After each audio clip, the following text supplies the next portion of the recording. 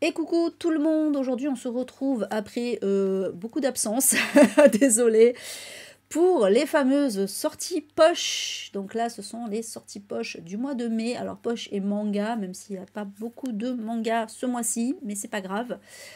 Bah voilà, comme d'habitude je suis en live, comme d'habitude ce sera une sélection selon mes propres critères, il y en a même que j'ai déjà lu d'ailleurs, mais que je ne saurais que vous conseiller, voilà. Et sur ce, on attaque direct, c'est parti, voilà. Donc, comme d'habitude, les petites stats parce que on aime bien. Donc, alors, cette fois-ci, ce n'est pas le thriller qui domine, loin de là. Voilà, ah, j'ai oublié de remonter, je vais les mettre dans l'ordre, bon, c'est pas grave. C'est les contemporains et la SF. Voilà, il y avait beaucoup, j'ai été assez étonnée, beaucoup de contemporains et de SF ce mois-ci. Mais c'est cool, ça fait un peu de diversité aussi. Voilà. Donc ouais, que 5 thrillers au final. Et seulement 4 mangas. Voilà. Mais j'espère vous avoir fait une sélection de choix quand même. Donc, on attaque. On attaque. Je prends mon petit diaporama. Et on attaque avec une sortie que... Un livre que je ne connaissais absolument pas. Et qui me hype de ouf. J'ai halluciné en découvrant ce livre, voilà. Je ne l'ai pas du tout vu passer à sa sortie grand format. Donc il s'agit de Avec joie et docilité de Johanna Sinisalo. Donc je pense que rien que le titre et la couverture, rien qu'avec le titre et la couverture, on se doute déjà de quoi ça va parler. La couve est absolument terrible, quoi. Ah non, bah non, du coup non. La couve est absolument terrible, ouais, la brosse à chiottes dans la tête de la nana un peu poupée, en fait. Voilà, bah, je pense que ça en dit long. Ça en dit long. Ah, tu l'as lu, Bubu? Ah bah, si t'as aimé, parce qu'en plus, toi, t'aimes bien les dystopies et tout, si t'as aimé, alors c'est vraiment pour moi. Donc, on va être en Finlande. Ah oui, alors j'ai oublié de vous dire, mais on a encore pas mal de représentation, de diversité au niveau des pays. C'est cool. On va être en Finlande, donc dans un futur proche. Dans un futur proche. En fait, donc le régime met en avant la stabilité sociale et la santé publique.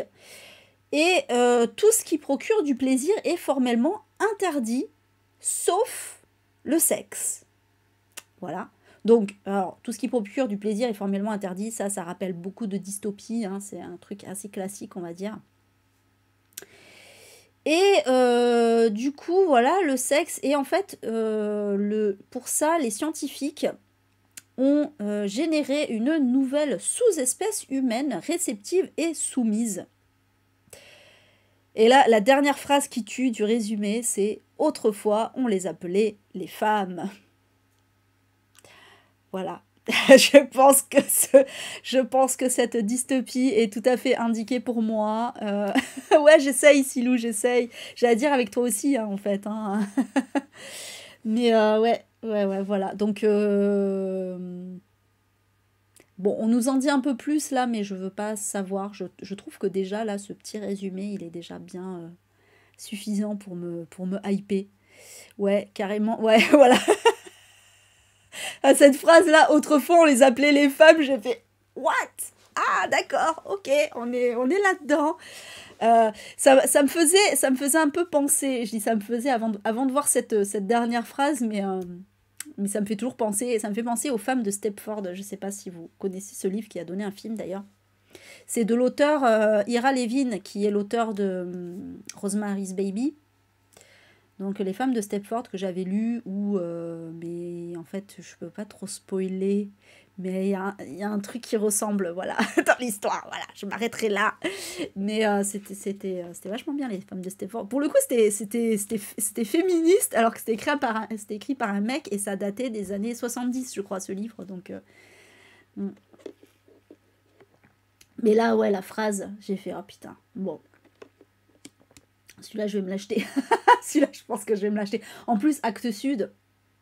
Voilà, Actes Sud, en général, C'est des bons trucs. Voilà, voilà. Restef. Tu m'étonnes. Ouais, n'hésitez pas à faire des captures.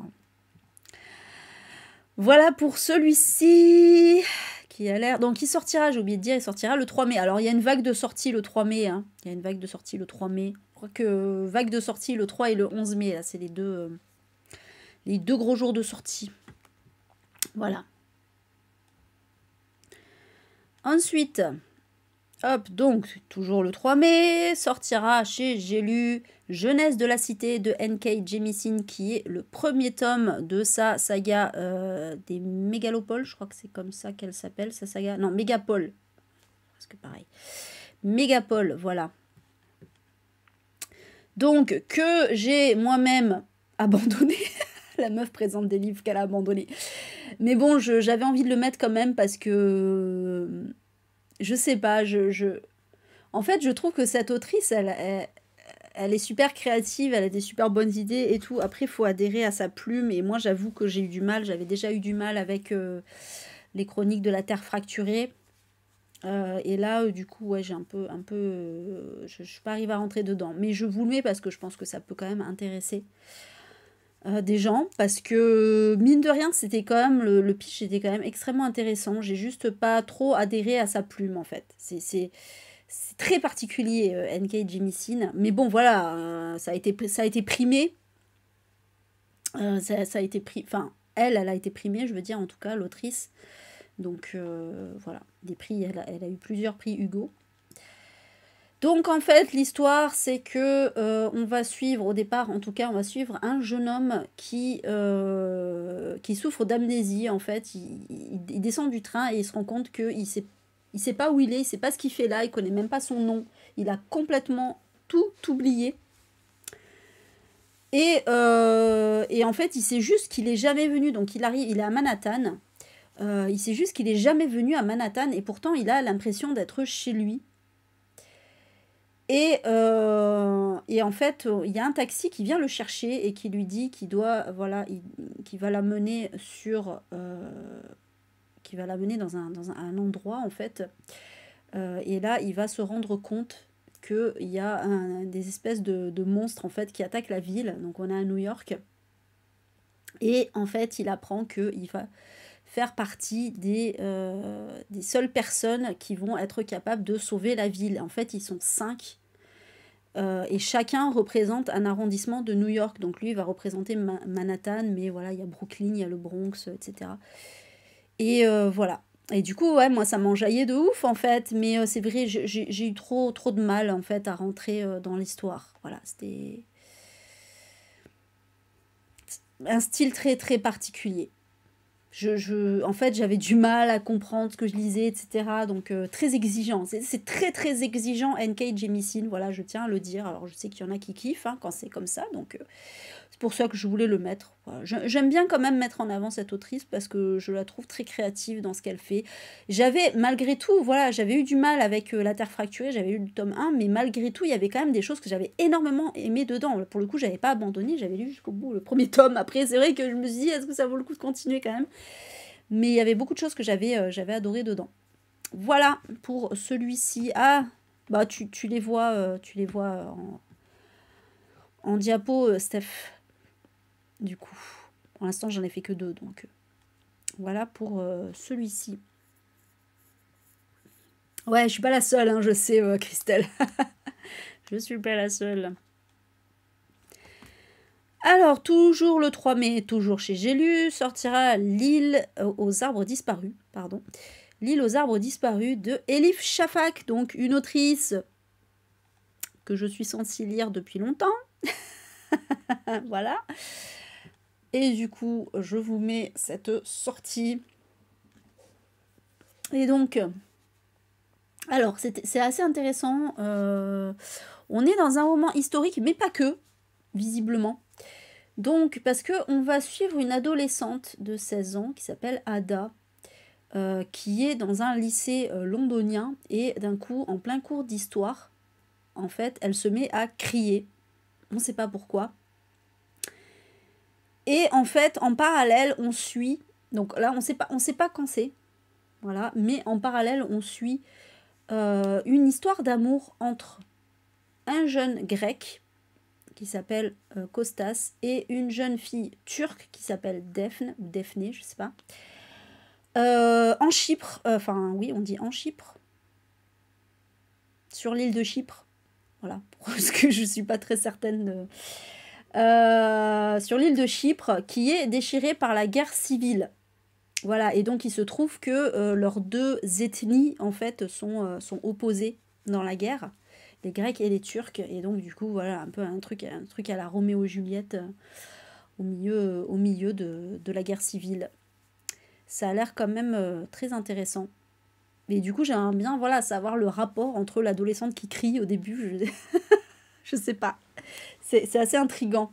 Coucou Jeanne, j'espère que tu vas bien. Merci au CTX pour ton suivi. Os HTX, je sais pas comment prononcer ton pseudo. Ah ouais, c'est vrai, Silou, je l'ai pas celui-là. Moi, j'ai 10 minutes et 38 secondes dans son monde étrange et j'ai les trucs avec Eve. Les trois Eve, je sais plus, j'arrive jamais à me rappeler du titre. Je suis nulle. Voilà. Du coup, je vous l'ai mis, ce petit Elif Shafak, qui est elle-même une autrice turque. Si je me trompe pas, je crois que c'est ça. Du coup. Ensuite, donc ouais, j'aime bien, donc du coup, Lison l'Asie, hein, voilà, possibilité de le mettre dans Lison l'Asie, et là, encore possibilité de mettre dans Lison l'Asie, puisqu'il s'agit d'une autrice d'origine chinoise, et on suit aussi une famille chinoise dedans.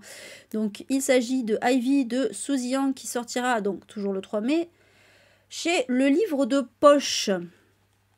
Et donc, dans cette histoire, on va suivre Ivy, qui est une jeune femme qui a été élevée, donc... Alors, en fait, je sais pas pourquoi j'ai mis famille chinoise, mais en fait, je pense qu'elle est dans un foyer. On sait pas trop. Parce que ça a double sens. Élevée dans un foyer chinois près de Boston. Est-ce que ça veut dire un foyer chinois, une famille chinoise, ou est-ce que c'est un foyer d'accueil? Vous voyez ce que je veux dire? Je ne sais pas. Aussi que ce soit un foyer, mais pourquoi un foyer chinois? C'est ça que je comprends pas. Je ne sais pas. Bref, c'est un mystère. Et donc, on va suivre Ivy, qui est une voleuse. Parce que c'est sa grand-mère, donc elle a quand même une famille, cette Ivy, hein. C'est sa grand-mère qui lui a appris ces techniques de vol parce qu'elle trouvait que l'Amérique était trop chère. Voilà, donc en émigrant aux États-Unis, elle a appris à voler et elle a appris à sa petite fille à voler. Et donc Ivy est très douée pour le vol et en fait elle veut absolument se servir de ce talent pour gravir l'échelle sociale. Je bouge un peu ça là. Non, il y a l'ombre à chaque fois, c'est vrai. J'oublie. Bon, c'est pas grave. Du coup, elle va s'en servir pour gravir l'échelle sociale. Enfin, elle veut.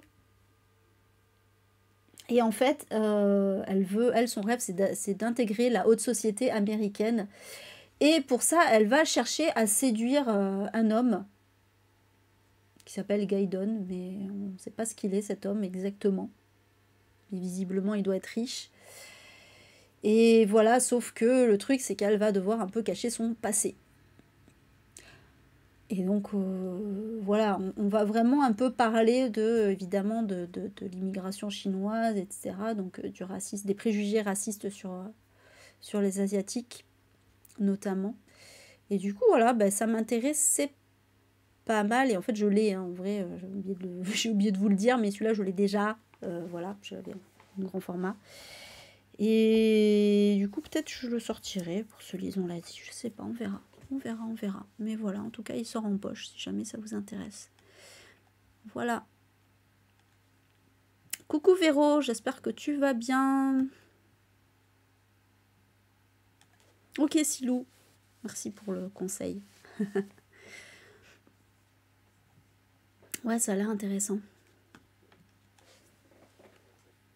Du coup, ça me trigger. Il faudra vraiment que je bouge le porte-manteau, là. Ensuite... on passe à la suite avec de la SF de nouveau. Alors là, c'est de la pure SF. Hein. Pour le coup, on n'est pas dans une petite dystopie. On est dans un space opéra avec donc Mickey 7, Mickey 7 plutôt, de Edward Ashton. Et je vous l'ai mis parce qu'apparemment il va bientôt être adapté en série. Ou en film, mais je crois que c'est plutôt en série. En tout cas, il va être adapté. Donc voilà. Je sais plus si elle l'avait lu. Elle l'avait reçu, mais est-ce qu'elle l'avait lu? Mais si tu le dis, bonne question. Alors là, c'est la couverture grand format, parce que j'ai pas trouvé la couverture poche, mais je pense que ça va être sensiblement la même chose, hein, a priori. Donc en fait, dans Mickey 7, on va suivre Mickey 7, pour le coup, qui est ce qu'on appelle un consommable. En fait, c'est un mec qui a été créé uniquement pour servir dans des missions, en gros, bon, bah, s'il crève... En fait, si à chaque fois qu'il... En fait, c'est ce qu'on appelle ces consommables, là. C'est à chaque fois qu'il meurt, il se régénère. Et donc, à chaque fois, il y a un nouveau clone qui se recrée, en fait, sans arrêt. Et donc, ils servent qu'à ça, en fait, à aller accomplir des missions. Voilà. Et donc, lui, Mickey 7, il est envoyé dans une expédition sur une planète qu'il faudra coloniser. Voilà, un monde de glace, d'ailleurs. Voilà, bah oui, comme d'habitude, hein, on colonise tout. Sauf que le truc, c'est que Mickey 7, en fait, se retrouve... Enfin, il va se perdre, je sais pas trop comment. Toujours est-il qu'il va être porté disparu et présumé mort. Et donc, forcément, il va y avoir un clone automatique qui va se créer. Sauf que Mickey 7, il n'est pas mort. Voilà, et donc, au final, il va se retrouver, on va le retrouver, et donc, il va y avoir 2 Mickey qui vont collaborer. Et apparemment, ce serait une abomination d'avoir 2 clones ensemble, vivant ensemble. Voilà, et j'en sais pas plus. J'en sais pas plus, mais je sais pas, cette histoire m'intriguait un petit peu, en fait. J'aimais bien l'idée. Du coup, voilà, et j'aime bien le fait que ça soit très très mystérieux. La planète Donald. Tant que c'est pas la planète Donald Trump, ça va.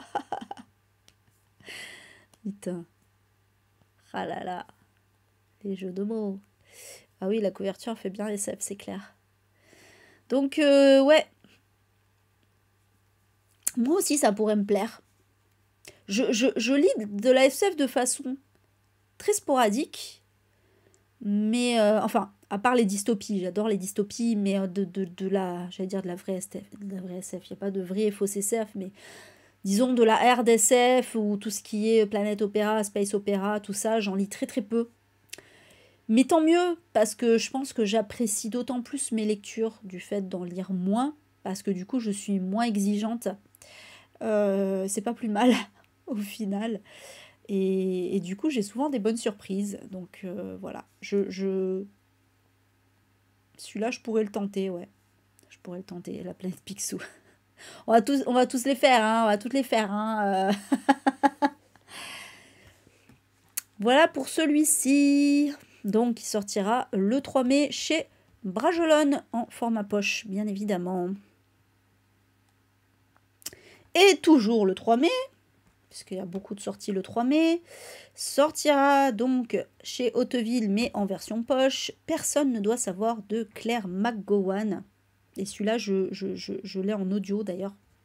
Il me semble. Ouais, je l'ai en audio celui-là. Donc un jour, je me le ferai en audio. Donc, dans ce petit thriller domestique qui a été quand même primé, il me semble. Ouais, prix des lectrices 2023. Voilà, c'est pas un gros prix de ouf, mais quand même, ça a le mérite quand même d'être signalé. Voilà. Donc, dans cette histoire, on va suivre ça. Franchement, c'est le genre d'histoire que j'aime bien en plus. On va suivre Allison, qui va organiser une réunion d'anciens camarades d'Oxford. Voilà, donc qui a été à l'université Oxford, donc ça se passe au Royaume-Uni. Hein. Et donc elle va organiser une réunion comme ça pour retrouver tous ses anciens amis étudiants. Donc, entre-temps, Allison, elle s'est mariée avec Mike, qui est avocat d'affaires. Ils ont eu 2 enfants. Elle vit dans la maison de ses rêves, elle a réussi sa vie, voilà, c'est super. Et donc forcément, c'est pour ça aussi, parce que ça, c'est toujours le petit délire de montrer qu'on a bien réussi sa vie. Donc c'est pour ça qu'elle organise la réunion d'anciens camarades. C'est pas seulement pour retrouver ses potes, c'est aussi pour dire hey, T'as vu? Voilà, sauf que le problème, c'est que pendant la fête, il va se passer un drame. Donc c'est Karen, la meilleure amie d'Allison, qui va faire irruption dans la maison et prétendre qu'elle a été violée par Mike, donc qui est, je le rappelle, le mari d'Allison. Voilà, malaise, malaise. Et du coup, ça va être un peu, ben oui, évidemment, la parole de Karen contre celle de Mike. Et ça va faire ressurgir les souvenirs, les sombres souvenirs de leurs années de fac. Parce qu'il y avait des secrets, voilà, voilà. Bon, j'espère juste, quand il y a une histoire de viol, vous le savez, voilà, j'espère que c'est pas un mensonge, honnêtement, parce que ça va forcément me saouler. Mais par contre, voilà, le reste de la thématique m'intéresse grandement. J'aime bien. Voilà. Ah, tu l'as lu, Viviane? Alors, t'avais aimé? Petit doutou. Si tu me dis que t'as pas aimé, ça va pas le faire.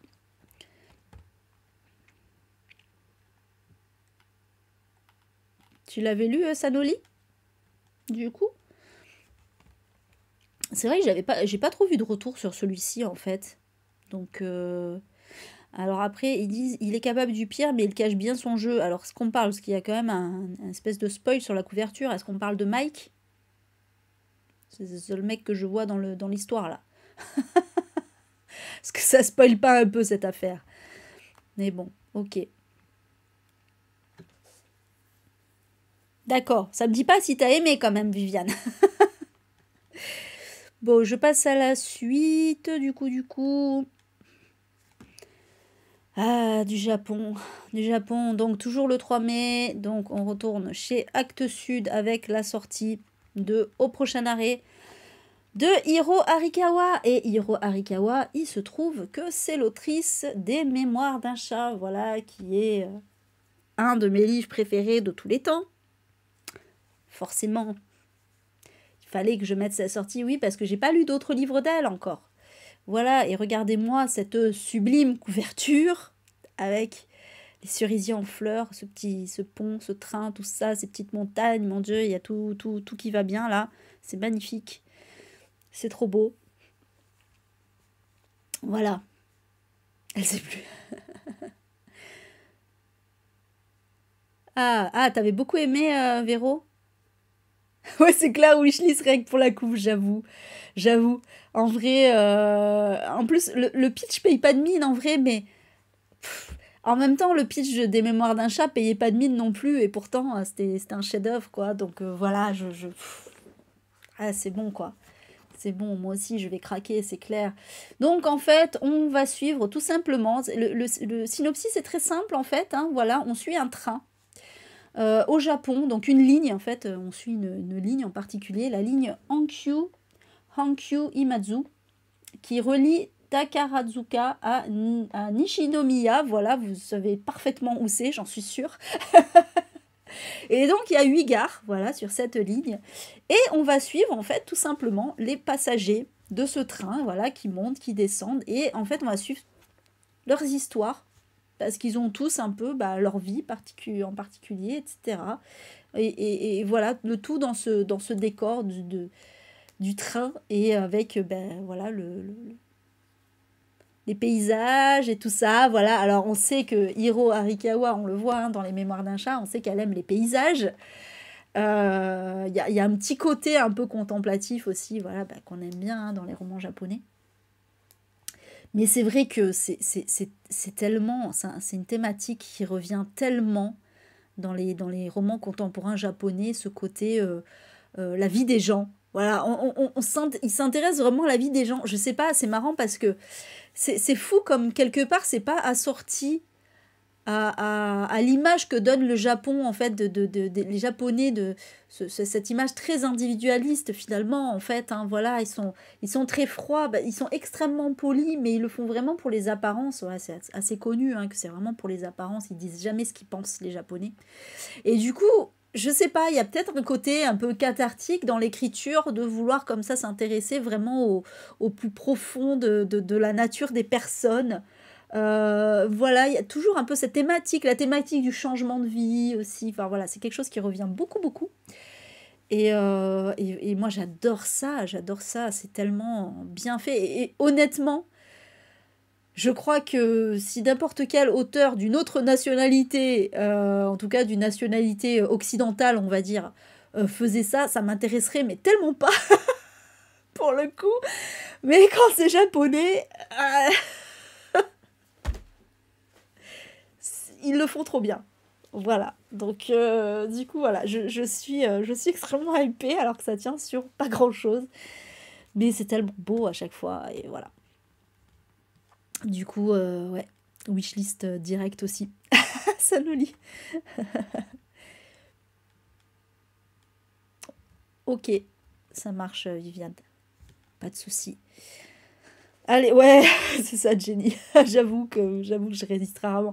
Les seuls trucs japonais qui me hype pas, c'est quand ça parle des yakuza, la mafia, tout ça. Je suis moins dans ce délire-là, en fait. Mais parfois, ça peut m'intéresser aussi, hein. Donc, on est à l'abri de rien. Ensuite, alors, Oxmo Puccino, qui sera là d'ailleurs à la Comédie du Livre. Ça, c'est cool. Je pense que du coup, je lui achèterai son... Il en a fait d'autres, hein. Il en a fait d'autres. Donc, Les Réveilleurs de Soleil. Alors, il y en a qui classent ça en young adulte. Alors, je ne savais pas trop si, voilà, si vous pouvez considérer que c'était du young adulte. Donc, ça sortira au livre de poche le 3 mai. Il est très court, hein, voilà, 144 pages. Mais j'aime beaucoup l'histoire. J'aime beaucoup l'histoire. Donc, en fait, on est dans un monde... Alors, pour moi, ça sonnait un peu dystopie, mais c'est pas classé du tout en SF ou dystopie, c'est classé en fantastique. Donc, en fait, le soleil ne se lève plus. Voilà, c'est même presque du post-apo finalement. Mais bon, c'est classé en fantastique. On est plus sur la fable que sur le côté froid de la dystopie, en fait. Je pense que c'est pour ça aussi que c'est pas classé là-dedans. Donc, le soleil ne se lève plus et la vie s'éteint à petit feu. Et on va suivre Rosie, qui est une adolescente qui craint pour la santé de son grand-père. Voilà, elle a 13 ans, Rosie, donc c'est vraiment une jeune adolescente, et elle veut absolument trouver un moyen de ramener le soleil. Et donc elle va partir à sa recherche. Et elle va demander à l'homme le plus riche du monde de l'aider, mais évidemment il va refuser, qui est étonné. Et par contre, elle va recevoir l'aide donc de plusieurs personnes. Donc on nous dit Crépuscule, un paria au grand cœur, Aube, son ange gardien, Vénus, la plus belle femme du monde, Pharnos, non, Phamos, pas Pharnos, parce que je lisais mal. La stigmatie, ça. Donc c'est Phamos. Alors en plus, on lui dit le fameux Phamos, oui, j'aurais dû me. Ilra la magicienne et son mari le chat Sino, pourquoi pas. Momo le pêcheur. Donc voilà, c'est pour ça qu'il y a un côté très fable en fait, hein. Ça fait un peu magicien d'Oz, voilà, avec des personnages comme ça qui viennent se greffer au truc. Il y a un côté un peu ça. Et donc voilà, à eux tous, ils vont devoir essayer de réveiller le soleil. Voilà, donc ouais, c'est même pas young adulte, c'est plutôt jeunesse en fait, je pense, hein. Pour le coup, on est plus dans un truc un peu jeunesse. Donc voilà, apparemment, on est dans un conte philosophique, un peu écolo, tout ça, tout ça. Voilà, mais ça a l'air très mignon. Ça a l'air très très mignon. Oui, je crois que c'est son premier roman, ouais. Donc peut-être je lui achèterai. Voilà, j'ai envie de savoir ce qu'il a raconté comme ça. Oui, ça fait un peu développement personnel, mais non, pas du tout. Bon, il y a un côté feel good quand même, hein. Merci Cicine pour ton suivi. Donc voilà pour celui-ci. Ah putain, celui-là, il me hype de ouf aussi. Donc, toujours le 3 mai, chez J'ai lu, sortira Soroland de Rivers Solomon. Donc, Rivers Solomon, cet auteur non-binaire dont j'avais lu L'incivilité des fantômes, que j'avais énormément aimé. Alors, pareil, attention, littérature un peu exigeante. Voilà, on est dans, alors là, on est dans la pure SF avec Rivers Solomon. SF, fantastique, voilà. Très souvent thématique du racisme. Forcément, c'est quelque chose. Et thématique du racisme, LGBT aussi, parce que voilà, c'est vraiment quelque chose qui le touche. Mais voilà, en tout cas, ouais, c'est clair. Et donc, alors en plus, je trouve la couverture poche vraiment très belle. Voilà, magnifique, magnifique couverture. Ouais, franchement, elle est hyper classe cette couverture, j'aime beaucoup. Et donc, dans cette histoire, on va suivre Verne, qui est une jeune femme enceinte, pour le coup, et qui fait partie d'une secte. Voilà, elle a grandi dans cette... une secte, ouais, communauté religieuse, mais un peu sectaire, quoi. Elle a grandi dedans, malheureusement, et en fait, elle va réussir à s'échapper alors qu'elle est enceinte. Et elle va trouver refuge dans la forêt. Elle va réussir à donner naissance, on ne sait pas comment, mais elle va réussir à donner naissance à ses bébés, puisqu'il y en a deux, puisqu'elle va donner naissance à des jumeaux. Et donc elle va, voilà, essayer de survivre avec eux tant bien que mal, quoi, dans cette forêt. Et le truc, c'est que un jour, voilà, son corps va subir des changements inexplicables. On sait pas trop ce qui se passe. Et surtout, il va y avoir un personnage mystérieux qui va la traquer. On ne sait pas si c'est un homme ou une bête. Et en fait, elle va devoir fuir et en fait, elle va entamer je dis beaucoup de en fait, elle va entamer un voyage à travers les États-Unis, voilà, pour trouver un refuge. Ça a l'air grave cool quand même. Il y a ce côté, voilà, il y a ce côté un peu survivaliste, fantastique, horrifique. Voilà, alors c'est classé en SF, donc je sais pas où est la partie SF dans cette histoire, mais j'imagine qu'on va le découvrir. Parce que c'est possible que peut-être que le monde dans lequel elle vit n'est pas le même que notre monde actuel, je sais pas. Mais en tout cas, ça a l'air très cool. Et moi, j'avais beaucoup aimé L'incivilité des fantômes. Mais pareil, merci Badouf, j'aime ce pseudo, pour ton suivi. Mais pareil, c'est comme N.K. Jemisin en fait. Il y a toujours des thématiques, mais hyper originales, hyper travaillées et tout ça. Mais c'est un peu exigeant. Mais après, moi, j'étais beaucoup plus... on va dire en harmonie, je sais pas comment on peut dire, avec la plume de Rivers Solomon qu'avec celle de N.K. Jemisin quand même, hein, mais voilà. En tout cas, c'est extrêmement intéressant. Voilà, voilà, pour celui-ci. Oui, par contre, c'est un petit pavé. En même temps, j'ai envie de dire, vu tout ce qu'il y a à dire dedans, je pense que, voilà, c'est le minimum. L'incivilité des fantômes aussi, c'était un petit pavé. Mais ça, c'était bien lu, quand même. Ah, on change de taille de roman.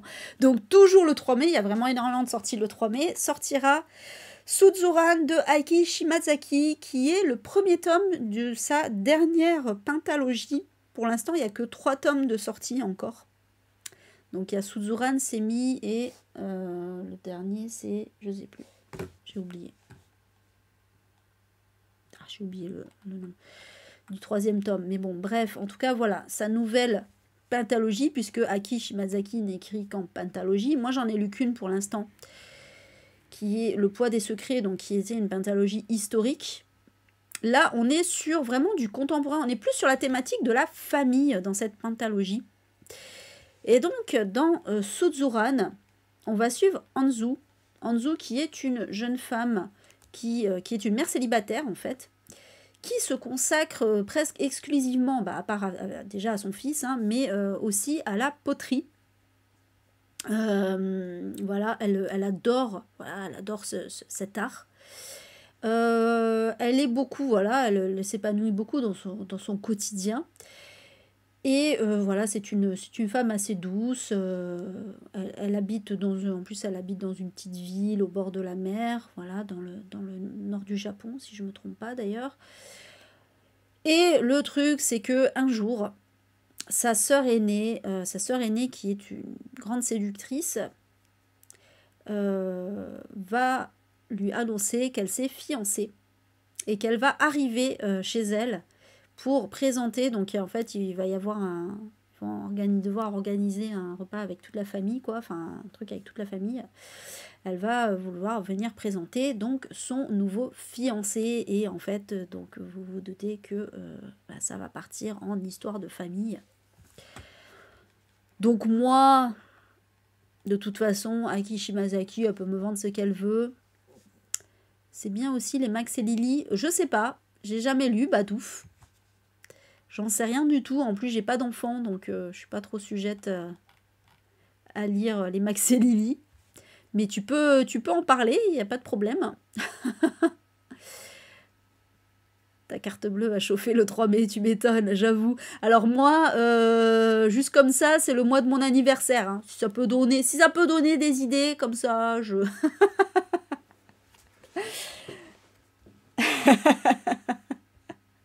Putain, moi en plus, il va y avoir mon anniversaire, mais il va y avoir la comédie du livre aussi. Donc je sens que je vais me faire plaisir. Ah, c'est vrai, Alice. Ah, c'est cool. Mais j'espère que t'aimeras. Oh, Viviane, tu t'en es souvenue. C'est cool. Donc voilà pour celui-ci. Moi, je pense que j'achèterai... alors, en vrai, je les ai en audio déjà, là, les 3 premiers tomes. Mais je pense que je les achèterai quand le coffret sortira. Voilà, j'avais acheté la pentalogie du poids des secrets. Et du coup, j'achèterai celle-là, je pense. Ah ouais, c'est vrai, Sanoli. C'est vrai, tu l'avais dit. C'est le 2 mai. C'est vrai. C'est marrant. Ah bah là, voilà. Franchement, pour nos anniversaires, ça tombe bien. Hein. Donc voilà pour celui-ci. Et ça y est, on a fini avec le 3 mai. On passe au 4 mai, oui, seulement le lendemain. Et on est encore au Japon. Again, puisque sortira donc aux éditions 10-18 Abandonner un chat de Haruki Murakami. Alors je vous rassure de suite, parce que moi aussi ça m'a trigger. Le chat va être abandonné, mais il va revenir. Et il va être gardé. Voilà, c'est sur la 4e de couverture, donc je spoil pas. Mais je préfère le dire pour rassurer de suite. Parce que moi, un titre comme ça peut me trigger. Honnêtement, voilà, je me dire, ah non, s'il y a un chat abandonné dedans, je n'achète pas le livre. Donc, en fait, c'est un roman autobiographique de Haruki Murakami où il va raconter son enfance et particulièrement sa relation avec son père. Voilà. Et donc, on nous dit, voilà, la petite anecdote, c'est sur la 4e de couve, la petite anecdote du chat, c'est que, en fait, quand Murakami avait 5 ou 6 ans, son père et lui sont partis abandonner un chat sur la plage. Pourquoi? On ne sait pas. Voilà, et c'était même un moment triste. Apparemment, ils n'avaient pas le choix, parce qu'ils voulaient le garder, mais ils n'avaient pas le choix, ils devaient l'abandonner. Et voilà, donc Murakami dit qu'il ne se souvient plus des circonstances, en fait, de cet abandon. Mais par contre, ce qu'il se souvient, c'est que quand son père et lui sont rentrés à la maison, le chat était là. Et que en fait, son père, il a été surpris de voir le chat, mais il a été aussi soulagé. Et au final, donc, ils ont gardé le chat. Voilà, c'est très mignon comme histoire. Et du coup, voilà, il va raconter d'autres souvenirs comme ça par rapport à son père, mais qui n'est pas forcément un homme bien, justement. Il va y avoir aussi d'autres choses. Hein, voilà, on nous dit qu'il n'a jamais compris les aspirations de son fils, par exemple. Et donc, Murakami va se questionner comme ça à travers son père. Ça a l'air très intéressant. Ça a l'air très, très intéressant. Pour une fois, voilà, ça va peut-être changer un peu des trucs un peu oniriques, fantastiques qu'a l'habitude de nous raconter Murakami. Donc, pourquoi pas. Ah, il y en a beaucoup du mois de mai, ouais. La comédie du livre, c'est un salon à Montpellier. C'est les 13 et 14 mai. C'est un gros salon et il y a pas mal... Là c'est littérature générale, donc il y a un peu tout, mais il y a beaucoup d'auteurs de contemporains. Mais il y a des... J'allais dire des bonnes têtes, n'importe quoi. Il y a des bonnes têtes d'affiches, on va dire. Enfin voilà, il y a des auteurs importants. Voilà. Ah oui, mais du coup, Michel, t'es Gémeaux, bouh. Je rigole. Voilà pour la petite explication. Et voilà pour celui-ci. Alors, celui-ci, on en a beaucoup entendu parler. Donc, le 4 mai encore, chez Pocket, sortira Duchesse, je sais pas comment ça se prononce, on va dire Duchesse, hein, on va la prononcer à la française, de Chris Whittaker. Et donc, dans cette histoire, on va suivre encore une adolescente de 13 ans, il y en a beaucoup là, c'est vrai en plus. Une adolescente de 13 ans qui n'a pas de père, sa mère elle est un peu à la dérive et donc Duchesse elle se bat un petit peu pour survivre et du coup elle fait aucun compromis, voilà c'est vraiment la gamine forte et elle veille aussi sur son petit frère qui s'appelle Robin. Mais le souci c'est que un jour un homme va sortir de prison et cet homme c'est le responsable du naufrage de sa mère et donc il va revenir et il va un peu raviver tous les problèmes du passé et donc Duchesse va devoir mener un combat pour sauver et protéger sa famille, voilà. Et bon, je n'ai vu que des bons retours hein, sur ce livre, donc peut-être que je l'achèterai, je ne sais pas. Coucou Eliza, bienvenue. Bienvenue ici au passage. Et bah c'est cool, du coup tu nous fais un petit retour au passage sur Duchesse que tu as beaucoup aimé visiblement. Oui, la couve est pas... Elle est mieux la couve de Sonatine, je trouve, mais bon.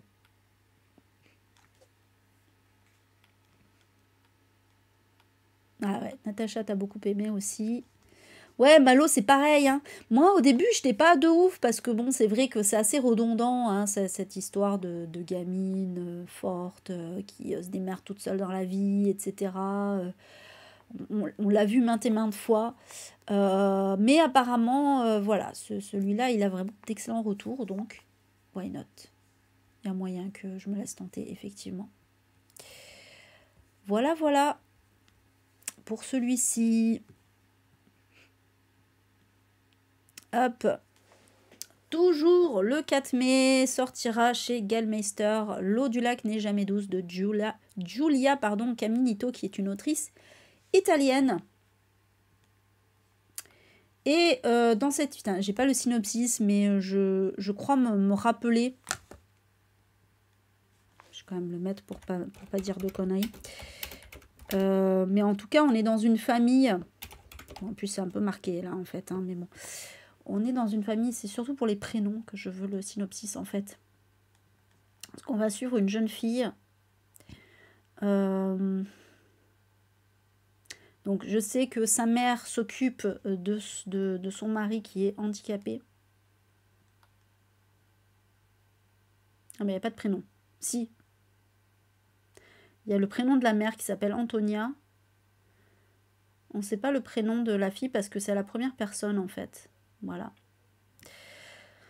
Et donc, en fait, la mère, Antonia, c'est une femme très très forte, très fière et têtue. Elle s'occupe de son mari qui est handicapé et de 4 enfants. Elle est pauvre, mais elle est honnête, elle fait pas de compromis, elle croit au bien commun. Et malgré tout, elle enseigne à sa fille le seul principe qui vaille à ses yeux, c'est-à-dire ne compter que sur ses propres capacités et pas sur les autres. Donc en gros, et ça peut paraître féministe hein, comme ça, mais en fait c'est pas si féministe que ça, puisqu'en fait elle apprend à sa fille à ne jamais se plaindre et à être toujours, alors il y a un petit côté féministe mais pas tant que ça, voilà, ne jamais se plaindre, lire des livres, se défendre et à être toujours hors de propos en fait, hors du temps, hors de la mode, etc. Ce qui n'est pas forcément une bonne chose vraiment à inculquer à ses enfants en réalité, hein, leur apprendre à être marginal, c'est pas trop la bonne idée, mais bon, voilà. Et on nous dit aussi que elle enferme en elle, cette mère Antonia, une violence qui est tapie en elle et voilà, qui peut-être va sortir, on ne sait pas trop, voilà. Donc, et ça va beaucoup parler, on nous dit voilà que ça parle pas mal des discriminations, du classisme en fait, des discriminations autour de la classe sociale envers les pauvres, hein, voilà. Donc, et donc on va suivre la fille à la première personne qui elle est une adolescente. il va y avoir beaucoup de choses autour de ça aussi. Voilà. Donc ça a l'air intéressant. Ah, t'as une autre livre de cette autrice. Je sais pas ce qu'elle a fait d'autre. Je connaissais que celui-ci. Oh purée, il est bientôt, je vois bug, ouais, il est bientôt 21h57, attention, est-ce qu'on aura le bug de 21h57? Voilà, en tout cas, ouais, il m'intéressait pas mal. Celui-ci, alors évidemment, je l'aurais pas acheté en grand format chez Gallmeister, on va pas se mentir, mais du coup, en petit totem. En plus, voilà, les couvertures de totem, elles sont toujours cool. Celle-là, elle est pas spécialement belle, mais j'aime bien ce petit côté un peu vintage avec, la Vespa en bas, voilà, j'aime bien. Coucou Myriam, j'espère que tu vas bien. Voilà pour celui-ci. Et donc, du coup, puisque les deux Gallmeister, les deux totems, enfin d'ailleurs c'était pas les deux seuls, hein, mais voilà, les deux que j'ai mis en tout cas sortent le même jour. Et donc je retrouve ma page. Donc sortira La fin des hommes de Christina Sweeney Bird. On va l'appeler Christina Sweeney. Hein. Et donc là, alors, on est tout à fait dans le genre de truc qui me fait peur. On en parlait tout à l'heure, oui, je sais, du coup, sur YouTube, vous savez pas, mais voilà, on parlait tout à l'heure des dystopies dans lesquelles les femmes ont le pouvoir en général, ou du moins, voilà, dans un monde de femmes, en général, le message est plutôt anti-féministe, puisque c'est souvent... regardez, les femmes au pouvoir, elles font pas mieux que les hommes, quoi. C'est souvent ça, ou elles sont pires que les hommes, bref. Et là, et là, franchement, je m'étais dit, ça va être pareil. Mais il y a quelqu'un qui m'a dit, alors je sais plus qui c'était, qui m'a dit, ah si, c'est très féministe. Bon. Est-ce que je peux y croire? Je ne sais pas. Mais ça se tente. Après, ça me fait très penser, la thématique me fait beaucoup penser à Y, le dernier homme, Y, le dernier homme, que j'avais pas du tout aimé. Ou vraiment, enfin vraiment, voilà, pareil, il y avait plus d'hommes. Il y avait une épidémie. Là, c'est la même chose. C'est une épidémie qui tue les hommes, en fait. Et dans Y, le dernier homme, c'était ça. Et le truc, c'est que les femmes étaient incapables de se débrouiller toutes seules. Et c'était horrible. Et ça m'a trop énervée. Ça m'a tellement énervée. Voilà. Genre, les femmes sont vraiment trop connes. Elles peuvent pas se débrouiller toutes seules, quoi. Donc bon, autant vous dire que celui-là, il me faisait doublement peur. Donc voilà, on est dans un futur proche, en 2025. Hein. Il va y avoir une mystérieuse maladie qui est baptisée le fléau, qui va se répandre dans le monde entier et ne toucher que les hommes. Et ils vont en mourir. Et donc, ben, forcément, les femmes vont devoir réagir, voilà, prendre les choses en main. Et on va suivre notamment la docteure McLean, donc qui va rester en première ligne aux soins des patients. On va suivre Catherine, qui est une historienne déterminée à retracer les histoires humaines derrière le fléau. Et on va suivre aussi Dawn, qui est une analyste du renseignement, chargée d'aider le gouvernement à forger une nouvelle société. Déjà, le synopsis me rassure un peu, parce que là, on n'est pas avec des femmes qui... Comment on va faire? Oh là là. Voilà, on voit que on suit une médecin, une scientifique, une historienne. Bon, voilà, je pense que c'est bon. On est bien, et voilà, donc on va suivre ces femmes-là. Donc, je ne sais pas si vous l'avez lu, de votre côté. Oui, bah la couverture, c'est pour montrer que les hommes disparaissent, en fait, hein, tout simplement. Quand tu as acheté un livre de cette édition, tu as eu un petit cadeau des éditions. Ah, c'est possible, des fois, ça arrive, ouais. Une petite pochette. Donc, voilà. Ouais, je sais plus qui c'est qui l'avait lu, qui m'a dit « Ah, si, t'inquiète pas, c'est féministe. » Mais bon, après... tant que j'ai pas lu, moi, je me méfie, parce que, bon... on ne sait jamais. Bon, visiblement, dans le chat, on l'a pas lu. Eh bien, écoutez, peut-être qu'avec la sortie poche, il y aura plus de critiques. J'essaierai de me renseigner un petit peu sur la question, mais voilà. Tant que j'ai pas eu de réelles critiques de personnes qui sont féministes et tout, je ne sais pas. J'ai toujours peur, moi, j'ai toujours peur. Parce que le Y, le dernier homme, là, c'était un enfer, le truc. Hein. Oh là là, c'est une honte même en 2022. Ça avait été... En fait, je crois que c'est parce que c'était un vieux livre, mais ça avait été adapté en série. Et moi, j'avais pas lu le livre, j'avais vu la série. Du moins, j'avais commencé à voir la série, autant vous dire que j'ai vite abandonné. Mais alors, j'étais là, mais on est vraiment en 2022, vous faites vraiment des trucs comme ça, les mecs, putain. Bref. Entre eux, on te laisse le lire et ensuite on voit, ok, merci Sanoli, le crash test, tu sais. Allez, je passe à la suite. Donc, comme d'hab, les prix hein, des Gallmeister, voilà, ça change pas. Petite remarque, passage. Alors les mangas, ils vont quasiment tous être d'affilée. Hein, c'est un hasard des dates de sortie.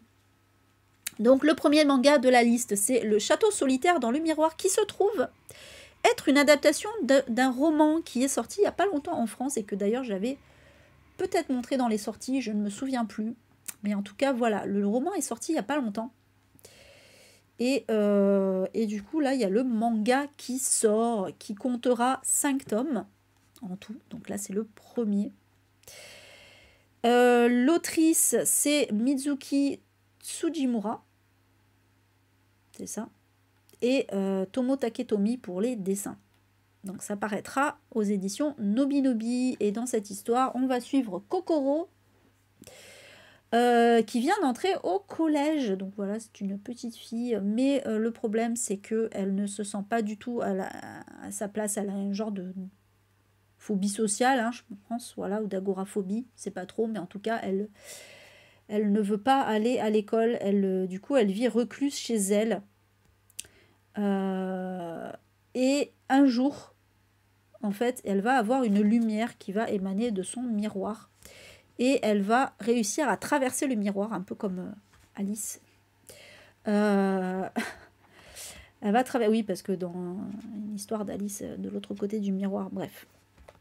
Elle va réussir à traverser le miroir et elle va tomber dans un mystérieux château. Et le truc, c'est qu'elle n'est pas toute seule à être arrivée là, comme ça. Il y a d'autres collégiens, ils sont 7 en tout. Et en fait, ils ont été invités par une fille loup. Voilà, bah c'est celle qu'on voit sur la couverture, mais on n'en sait pas plus. Et en fait, on apprend que dans ce château, il y a un lieu qui s'appelle la Chambre des Souhaits. Et que les collégiens vont devoir résoudre une énigme, trouver la clé pour obtenir le privilège de formuler n'importe quel vœu et de le voir exaucé. Voilà. Il y a un côté un peu Dragon Ball aussi, mais un mix entre Alice et Dragon Ball. Mais voilà, ça a l'air très mignon. Donc, voilà, voilà. J'aimerais bien lire Moi, j'aimerais bien lire le roman, surtout. Mais bon. Donc voilà pour ce premier petit manga. Donc 5 tomes, ça va, hein, ça reste largement raisonnable. Donc le deuxième, alors c'est un manga taïwanais, celui-ci. Donc il s'agit de Pink Ribbon. Je vous ai mis le titre parce qu'en fait, il n'y a pas encore la couverture. La couverture, elle n'est pas... n'a pas été révélée encore. Donc ça, c'est la couverture originale. Et donc je vous ai mis le titre dessus. C'est Pink Ribbon. Et l'autrice, c'est Monday Recover. Un pseudonyme, hein, vous vous doutez. Encore que, on ne sait jamais, mais bon. Non, c'est un pseudonyme. Et donc, dans cette histoire, donc on est à Taïwan. Hein. Dans cette histoire, on va suivre Looney. Looney qui est une lycéenne qui adore porter des robes à froufrou, des nœuds, des machins, vous voyez, truc un peu Lolita, tout ça. Et donc pas Lolita de Nabokov, hein, Lolita, le style Lolita en fait, ce qu'on appelle Lolita au Japon en fait, c'est-à-dire tous les trucs à froufrou, rose, machin.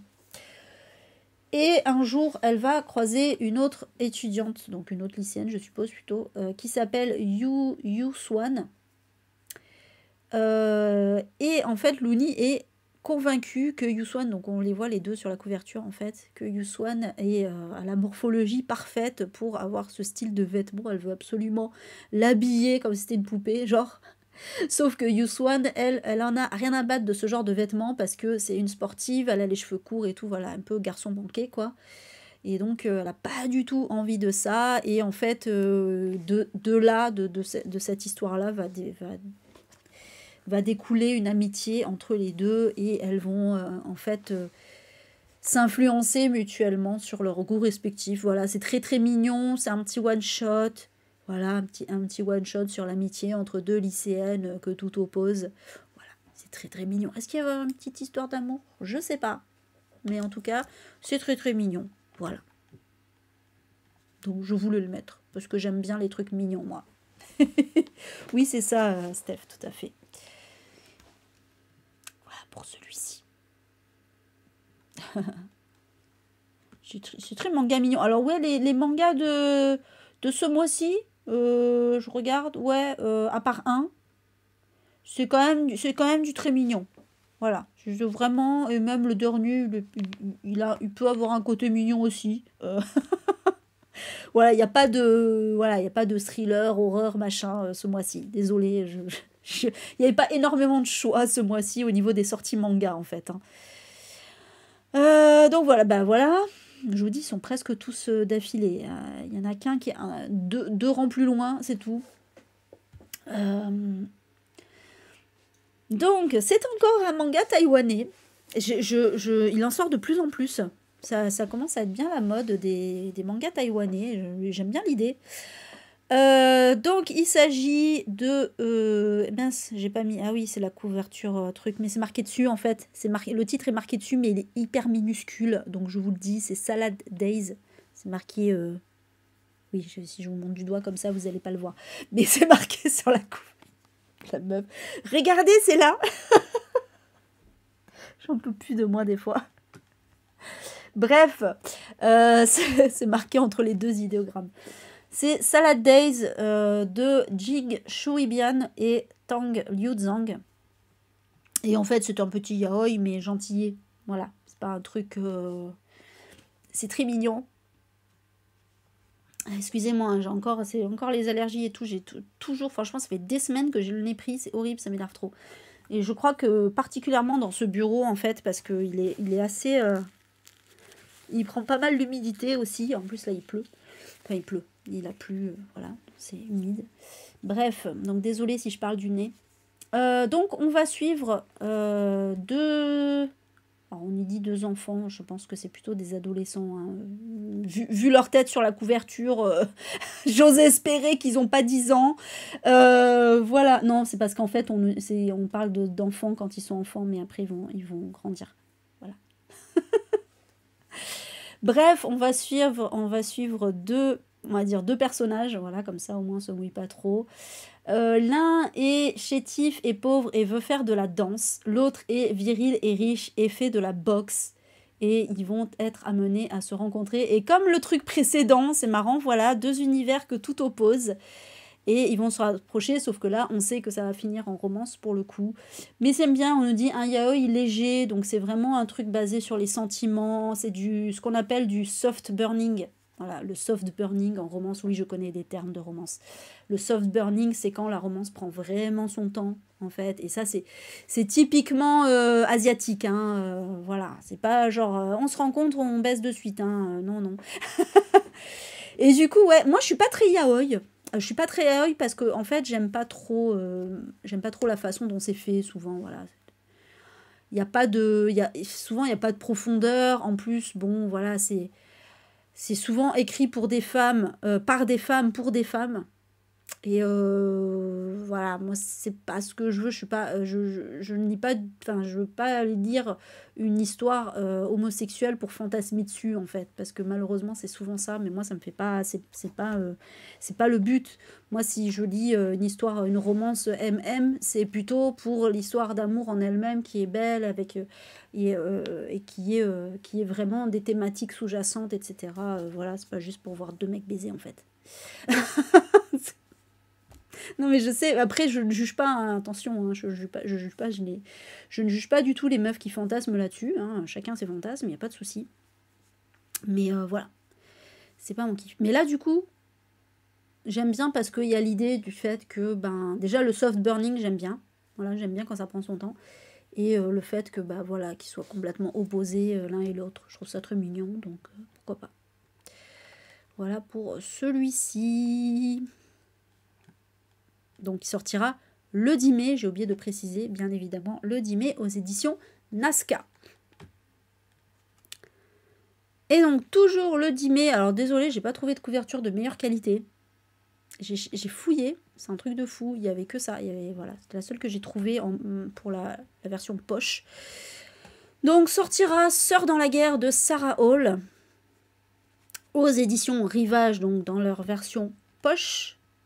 Donc, vous avez dû entendre parler de ce livre à sa sortie, c'est un petit post-apo, non, c'est pas un post-apo en fait.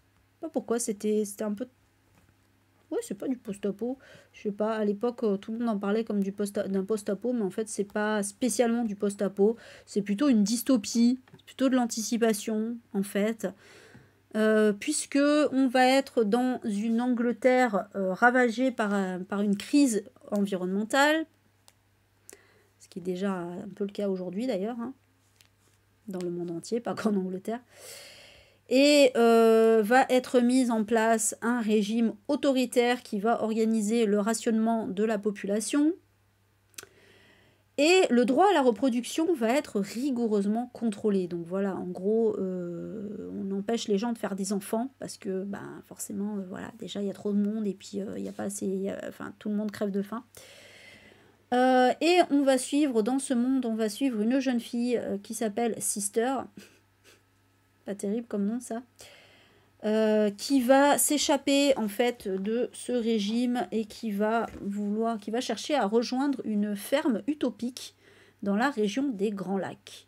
Donc voilà, il y a une bande de rebelles qui ont renoué avec une vie rurale et coupé tout lien avec les hommes et qui ont créé une communauté utopique. Et donc on va suivre cette jeune fille, donc Sister, dans cette quête de cette ferme utopique. Voilà, écoutez, synopsis assez classique, hein, honnêtement.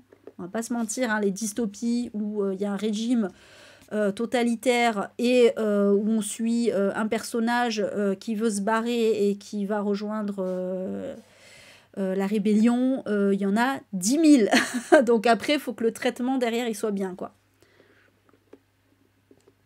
Ah bon? Ça me fait rire. Les nuages te semblent familiers.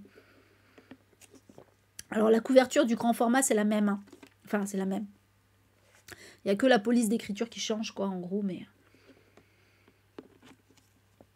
Voilà. Mais je voulais quand même vous mettre la version poche, d'où cette qualité pour Axe. Voilà pour celui-ci. Je sais pas si j'irai vers celui-ci, honnêtement. Ça m'intéresse parce que voilà, moi j'aime beaucoup les dystopies et tout ça, mais après je trouve le synopsis assez classique, alors bon, à voir. On passe au 11 mai, alors là j'ai un peu rigolé quand même, parce que je ne m'attendais pas à ça. Donc Kurokawa fait beaucoup d'adaptations de classiques en manga, donc ce qui est extrêmement cool, voilà. Et là, donc, ils ont choisi d'adapter Critique de la raison pure de Kant. Alors, moi, j'avais lu... Est-ce que c'était eux? Je veux être sûre, quand même. Si c'était chez Kurokawa, parce qu'il y a beaucoup d'éditions qui le font. Hein. Mais je veux quand même être sûre pour vous dire... Ouais, c'est ça. C'était bien chez eux, voilà. Moi, j'ai le Capital de Karl Marx. Donc, voilà, on est... dans les trucs un peu philosophiques comme ça. Donc voilà, et en fait le truc c'est que un essai, parce que c'est clairement des essais, tu peux pas adapter un essai en manga. Donc en fait pour ce faire, Kurokawa crée des histoires.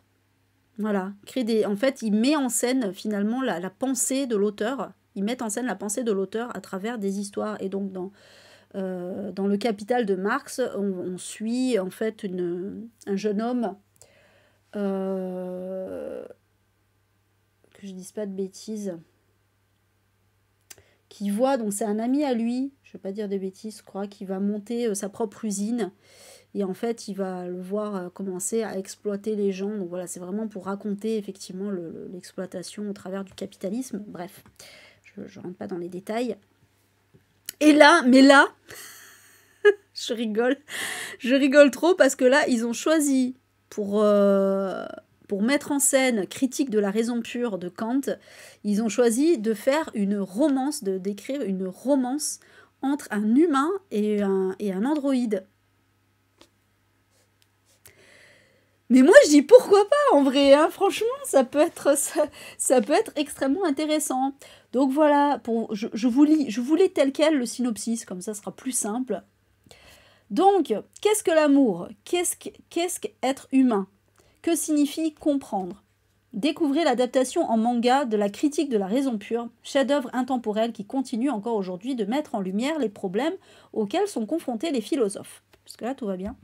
Cette adaptation constitue une excellente introduction à cet ouvrage aussi célèbre que complexe, à travers la relation amoureuse entre Lily, une androïde, et Masato, un humain. Qu'est-ce que la théorie de la connaissance? Qu'est-ce que l'amour? Ce manga vous aidera à comprendre ces notions. Voilà.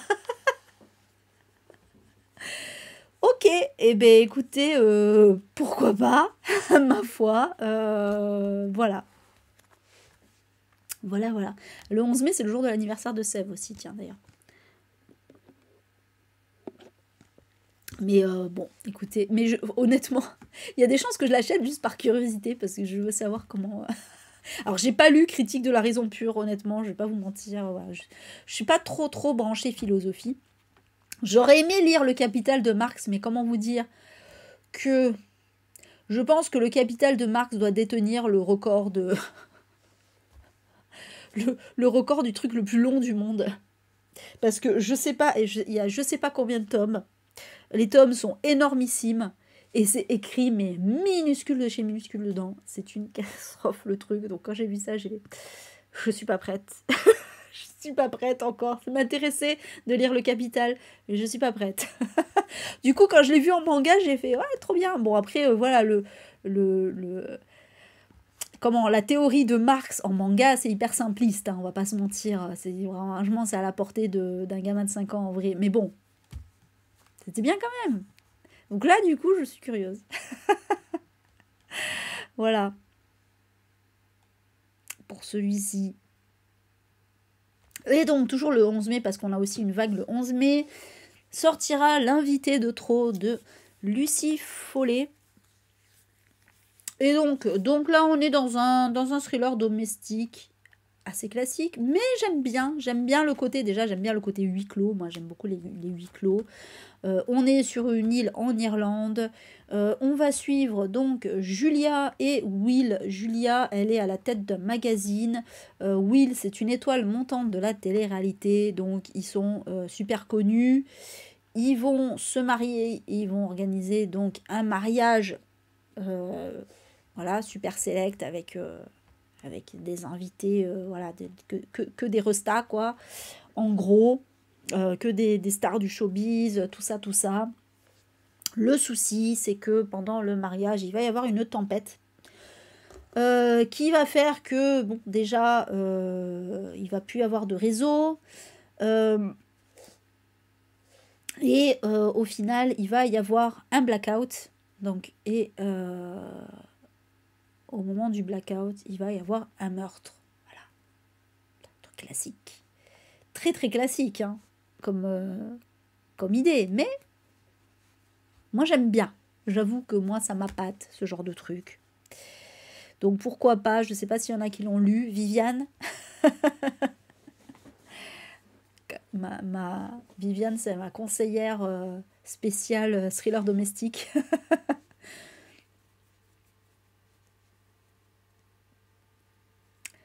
Voilà pour celui-ci. Ah bah voilà. Qu'est-ce que je disais? Donc tu l'as lu et il était pas mal du tout. Ah d'accord, ok. Écoute, voilà. C'est potentiellement un truc que je pourrais lire aussi. À voir. Celui-ci.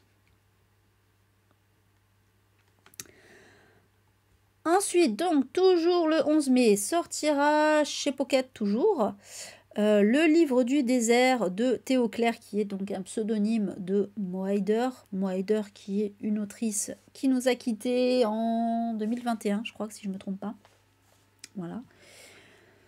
Et donc, ce livre est sorti à titre posthume. Et donc, Mohider, elle avait pour habitude d'écrire plutôt des thrillers, polar thrillers. Et là, elle s'attaque à du fantastique. Puisque, donc,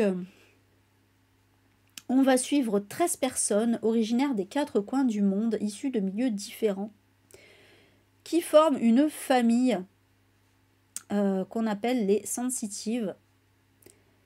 Et en fait, donc, ces hommes, femmes et enfants parcourent ensemble le cirque, ce qu'on appelle le cirque, qui est en fait un vaste désert dont ils sont prisonniers. Et en fait, ils cherchent tout simplement leur porte de sortie. Et donc, ils n'ont pour cela que 12 chances et leur temps. Putain, j'ai flippé comme une con, pardon, vous avez dû me voir sursauter, mais parce que en même temps, au moment où je voyais un papillon à la fenêtre, sans identifier immédiatement ce que c'était, mon téléphone a vibré. Et du coup, j'ai associé la vibration au truc et j'ai cru qu'il y avait un insecte. Voilà, je... Cherchez pas. Bref, donc voilà, ils n'ont que 12 chances, leur temps leur est compté, et donc on est dans un environnement hostile où des créatures assoiffées de sang sillonnent les nuits grises. Donc ça veut dire que leur quête peut être fatale. Voilà. Et, ah oui, et c'est pas fini, parce qu'on suit dans le même temps, quelque part en Virginie, une adolescente tourmentée, obsédée par les déserts et les phénomènes météorologiques, qui est soudain victime d'hallucinations. Et elle va rencontrer quelqu'un, donc qui est un concepteur de logiciels, donc elle va rencontrer quelqu'un en ligne qui va lui confier qu'il souffre des mêmes symptômes. Et donc voilà, donc quel rapport entre tout ça? J'imagine qu'on le découvre dans le livre. Ouais, la couve est cool, j'aime bien aussi moi, avec ce petit lézard là. Ouais, moi ça me dit bien. Je sais pas, en fait c'est... Il m'attire autant qu'il me fait peur ce livre en fait, c'est bizarre. Je sais pas. Ah ouais, c'est vrai, Sanoli. C'est marrant parce que moi je suis pas arnacophobe, oui, je suis arnacophobe. Ouais. Je suis pas arachnophobe, mais c'est marrant parce que au moment où je dis ça, je tourne la tête et en fait là, vous la voyez pas évidemment, mais il y a une BD Raon, c'est Hakim, et sur la couverture il y a une énorme araignée. Enfin, on voit que ça quoi. Et donc c'est fou quand même que pile au moment où je parle de ça, je vois l'araignée. Bref. Et en fait, par contre, Kim, ça fait 2 fois qu'il voit une grosse araignée qui remonte dans l'évier, en fait. Et donc, il bouche. Vous savez, il y a le fameux petit trou là qui empêche l'évier de déborder. Et en fait, apparemment, elle se met là à chaque fois. Et donc, il bouche avec du papier toilette. Mais en fait, du coup, je l'ai jamais vue cette araignée, mais il m'en a tellement parlé que du coup, j'en ai rêvé cette nuit, quoi. Et j'ai rêvé qu'elle se baladait dans la maison, qu'on la voyait, enfin, dans l'appart, qu'on la voyait au plafond. Cherchez pas. Alors que ouais, non, je suis pas arachnophobe, mais bon, après, voilà, c'est clair que c'est jamais cool d'avoir une grosse araignée qui se balade chez toi quand même, quoi. Hein. Bref. Je crois que Sève, elle avait aimé, non, ce livre, je sais plus, il me semble. Voilà. Ouais, je sais qu'il y a beaucoup de gens qui ont peur des araignées.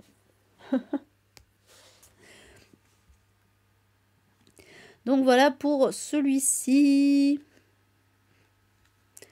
Ensuite, donc, toujours le 11 mai, sortira Rouge de Pascaline Nolo.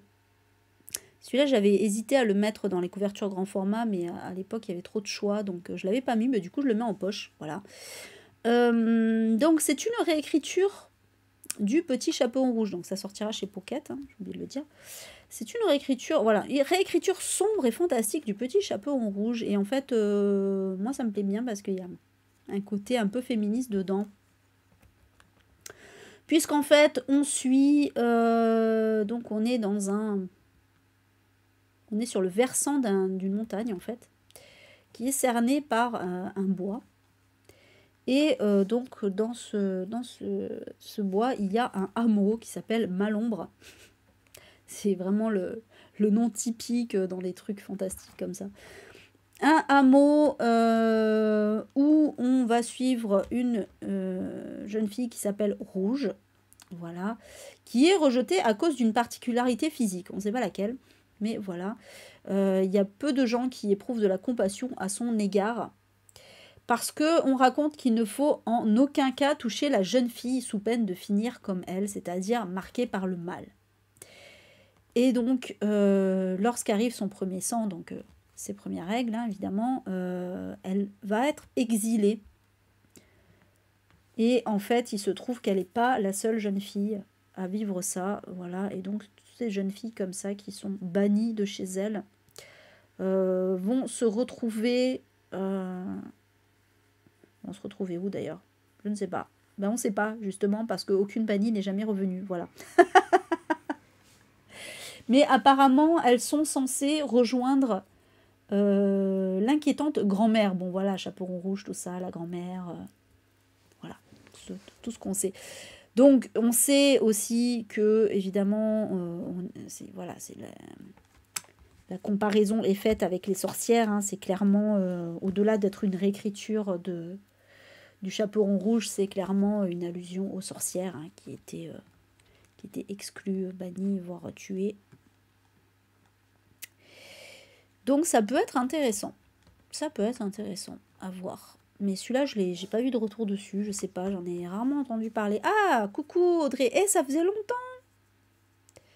Ça faisait longtemps, Audrey. T'avais disparu. T'étais où? Mais c'est cool en tout cas si t'as adoré Rouge. Tu étais où? On ne te voyait plus.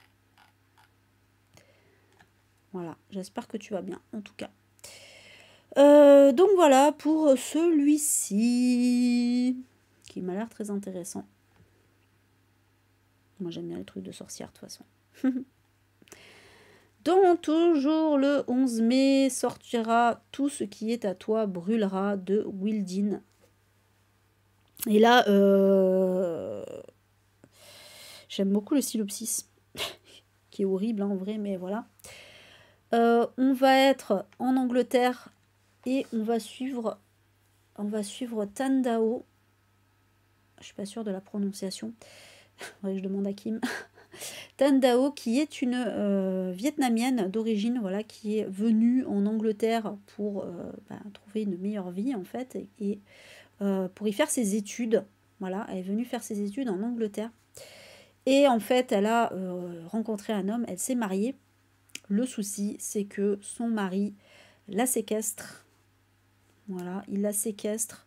Il la drogue aussi, voilà, il lui fait prendre des médicaments.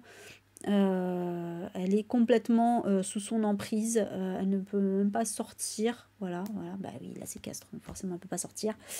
Bravo Eva. Et du coup, en fait, à chaque fois qu'elle a essayé de s'enfuir, il l'a rattrapée et en représailles, il a brûlé, donc d'où le titre, il a brûlé l'une de ses possessions, donc que ce soit une photo, une lettre ou autre. Et donc si elle continue à s'échapper, elle n'aura plus rien.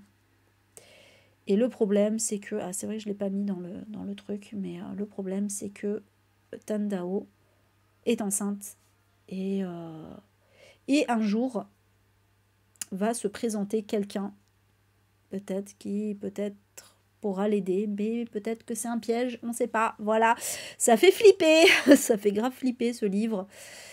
Viviane, j'étais sûre que tu l'aurais lu. Bisous Malo, bonne nuit. Merci d'être venue en tout cas. Toi tu l'as en grand format, Sophie. Toi t'as beaucoup aimé aussi, Alice. Ok, c'est cool. Alors, bébé, oh t'as eu un bébé. Ok, Audrey, bon ben, ok, je comprends. Pas de souci en tout cas. Mais c'est cool, félicitations. Bon, il a 9 mois maintenant, mais... mais bon. Bon, c'est cool en tout cas. C'est pour la bonne cause que tu viens pas.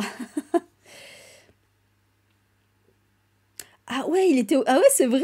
Putain, je me rappelais même pas. Je pense qu'à l'époque, faisais pas... J'avais pas du tout fait gaffe. Ok, d'accord. Ah, c'est cool. C'est cool, Sophie.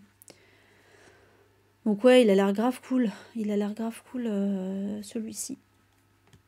Je l'achèterai peut-être en poche. Ah ouais, Viviane, elle le lit énormément. Hein.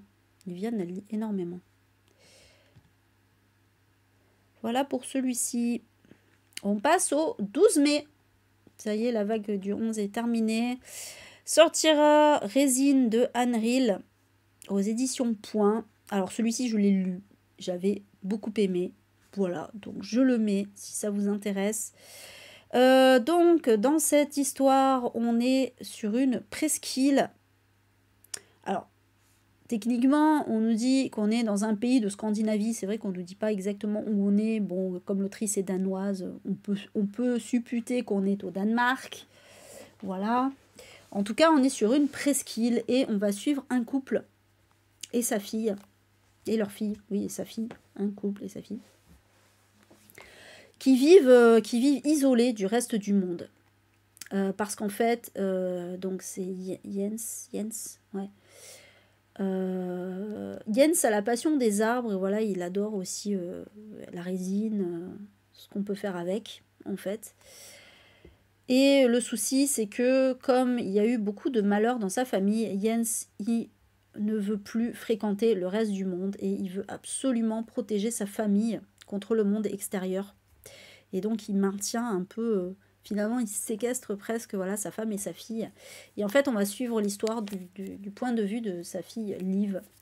Et voilà, et j'en dis pas plus parce que, mine de rien, ben, il est quand même assez court. Donc, sachez que il a... Est-ce que c'est lui? Non, c'est l'autrice qui a remporté le prix du meilleur thriller au Danemark. Mais je sais pas si c'est pour ce livre-là. Ouais, non, c'est pas ce livre-là. Par contre, Résine a été lauréat de nombreux prix dans les pays scandinaves. Voilà. Et adapté au cinéma. Alors, je ne suis pas sûre que ça a été sorti, que ce soit sorti en France, par contre, je ne sais pas. Si quelqu'un sait, je n'ai pas regardé. Mais en tout cas, j'avais beaucoup aimé cette histoire très glauque. Voilà, on est vraiment dans un roman noir pur jus sur la famille, l'isolement et d'autres thématiques que vous découvrirez dans le livre. Voilà. C'était très très bien. Ah, toi, t'as pas aimé? Ah, moi, j'avais beaucoup aimé. Moi, j'aime. C'est un roman d'ambiance. Hein. Moi, j'adore les romans d'ambiance. Donc, voilà, c'est vraiment un roman d'ambiance. Et c'est très, très glauque. Et il y a des bons petits rebondissements dedans, quand même, aussi. Voilà. Ah ouais, c'est vrai. Ouais, alors, Adeline, je me suis retenue. Hein, je me suis retenue. Mais franchement, à chaque fois que je vois ce truc, que je vois ce titre, j'ai toujours dans la tête Résine. Prouve que tu exines. Je vous jure, j'en peux plus de moi. Donc merci Adeline. Mais bon, je l'avais déjà dit, c'est pour ça je pense que tu t'en souviens. Mais ouais, donc toi Alice, t'as beaucoup aimé aussi. Voilà. Ah non, mais des fois mon cerveau est bizarre, hein, cherchez pas, mais tout est sujet à chanson chez moi, c'est un truc de fou. Ouais, voilà. Et je vous jure qu'à chaque fois que je vois ce titre, j'ai ça quoi dans la tête, c'est horrible. Oh purée, n'importe quoi moi. Allez, on passe à la suite. Alors, le dernier vol de Julie Clark, que Viviane a certainement lu, puisque non seulement c'est un thriller domestique, mais ça parle des violences conjugales. Tu ne peux que l'avoir lu, Viviane. Si tu l'as pas lu, je suppose que tu vas le lire. C'est obligé. Donc, ça sortira aux éditions Archipoche. Enfin, c'est Archipel, Archipoche, hein, voilà. En fait, pourquoi j'ai mis Archipoche, mais voilà, vous m'avez comprise. Bref. Donc on va suivre dans cette histoire Claire qui en fait subit les violences de son mari qui est un politicien. Claire veut se barrer tout simplement, voilà, elle a tout planifié pour fuir. Et une fois à l'aéroport, elle va croiser une jeune femme qui s'appelle Eva.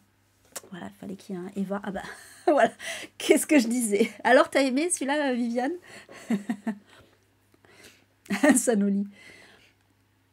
Et en fait, Eva aussi veut fuir sa vie. Et en fait, le truc, c'est que, je crois, si je me trompe pas, ouais, voilà, elle décide d'échanger leur billet d'avion. Pourquoi? Parce que c'est comme ça. Je ne sais pas comprendre. Et le truc, c'est qu'elles échangent leurs billets d'avion. Et donc, Claire va partir donc pour Auckland alors qu'elle devait partir pour Porto Rico. Et elle apprend, en arrivant à Auckland, que l'avion qu'elle devait prendre au départ, donc qui allait à Porto Rico, s'est écrasé en mer. Voilà. Et donc, forcément, elle a échappé à la mort en échangeant son billet de train... n'importe quoi. Son billet d'avion avec Eva. Et le souci, c'est que... donc, du coup, elle va se dire, eh ben, super, je vais prendre la vie d'Eva. Voilà, sauf que, en fait, sa vie, la vie d'Eva, elle est peut-être pire que la sienne. Voilà. Voilà, voilà. C'est vrai que mon prénom, il est... C'est vrai que je vois souvent mon prénom dans les romans, ouais. Je sais pas. Parce que comme c'est un prénom court, c'est assez facile à retenir. Je constate souvent qu'il y a beaucoup de prénoms courts dans les romans, en fait. Je pense que c'est parce que c'est plus simple à retenir. Donc, voilà. T'avais aimé? Ok, c'est cool.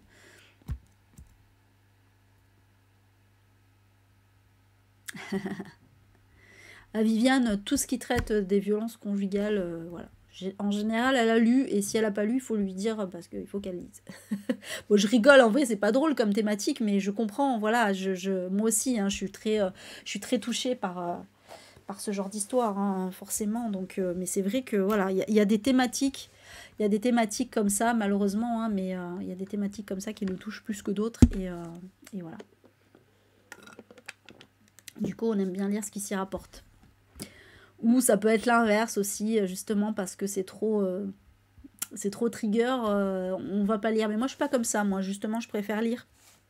Même si souvent, justement, ça me fait pleurer et tout. Mais bon, c'est intéressant. T'as droit à Sandrine des Tombes? Pourquoi tu dis ça? C'est assez intemporel comme prénom. C'est vrai, Odeya. C'est vrai que Eva, ça peut être tout autant une vieille femme qu'une enfant, en fait. Donc, du coup, ouais, ça... C'est un prénom qui passe bien. Et puis c'est un prénom international aussi. C'est pour ça qu'on le voit souvent aussi, parce que c'est un prénom qu'on trouve dans les pays latins, dans les pays scandinaves, dans les pays slaves. Voilà, donc c'est un prénom extrêmement international, et du coup, forcément, on le retrouve assez souvent. Voilà. Ah oui, d'accord, ok. Ah oui, c'est vrai, c'est marrant ça. Sanoli, du coup, tu penses nom d'autrice, mais il y a des Sandrine en roman. Attends, c'est dans lequel qu'il y a une Sandrine? Mince. Il y a un roman connu avec une Sandrine. Je sais plus. Ah oui, c'est vrai, Christelle. Ouais, ça passe bien. Bah, ça parle à tout le monde, en fait. Voilà, c'est vrai que c'est un prénom qui parle à tout le monde. Eva, tout le monde sait le prononcer. Voilà, donc forcément, c'est plus facile. Donc je peux comprendre qu'on le retrouve souvent. Voilà pour celui-ci. Alors celui-là, du coup je l'avais offert à Viviane, celui-ci. Il sort en poche. Les enfants du silence de Ji-Young Gong, que je ne saurais que trop vous conseiller. Voilà, moi je l'ai adoré, il m'a bouleversé ce livre, puisqu'il est tiré de faits réels. Ça se passe en Corée du Sud. En fait, on va suivre un professeur qui va être embauché. Donc ça, j'ai oublié de dire, ça sortira chez Piquier, mais bon, vous l'aviez deviné, hein, voilà, le 17 mai. On passe au 17 mai, oui. Donc on va suivre un prof qui est embauché dans une école spécialisée pour les enfants sourds et malentendants. Et en fait, bon, déjà quand il arrive... il constate déjà des choses pas normales, c'est-à-dire que bon, les enfants sont un peu pas très bien traités, voilà, en apparence déjà. Il constate, parce que lui, du coup, il a fait l'effort d'apprendre la langue des signes, et les élèves sont absolument éberlués d'avoir un prof qui a appris la langue des signes, parce que en fait... Donc, aucun autre prof n'a appris la langue des signes, ce qui est quand même assez aberrant dans une école spécialisée pour enfants sourds et malentendants. Voilà. Donc déjà, il hallucine le prof de... Voilà, que personne n'a appris la langue des signes. Et en fait, plus ça va, et plus il va constater des trucs horribles dans la façon dont sont traités les enfants. Et le problème, c'est que ben, ça va être très difficile à dénoncer parce que déjà, ben, bon, les enfants, eux, forcément, ils n'ont pas pu se plaindre parce que la plupart sont muets, hein, quand, en général, ça va ensemble. La plupart sont muets et surtout, ben, comme ils sont handicapés, voilà, on n'a aucune considération pour eux. Et en plus, l'école, ben, le directeur de l'école a le bras long, tout le monde est complice, voilà. Et en plus, même la police et les autorités locales sont complices du truc, des traitements infligés à ces enfants. Voilà, et tout ça, ce sont des faits qui ont réellement existé et donc qui sont racontés par Ji Yoon-gang dans cette histoire. Et franchement, c'est horrible. C'est vraiment horrible. Voilà, coucou Prissy.